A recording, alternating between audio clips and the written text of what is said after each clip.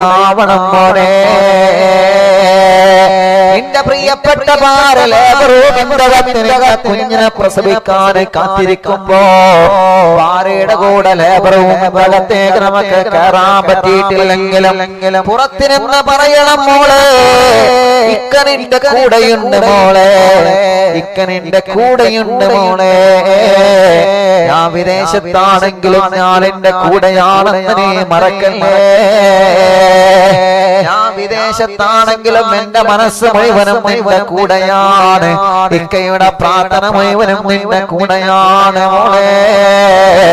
ഇക്കയുടെ പ്രാർത്ഥന മുഴുവനും നിന്റെ കൂടെയാണ് മോളെ എന്ന് പറഞ്ഞിട്ട് പ്രിയപ്പെട്ട ഭാര്യക്ക് സമാധാനത്തിന്റെ വാക്കുകൾ പറഞ്ഞു കൊടുക്കേണ്ടത് ചെറുപ്പക്കാരാ നമ്മുടെ ബാധ്യതയാണെന്ന് നമ്മൾ മറന്നു പോവല്ല.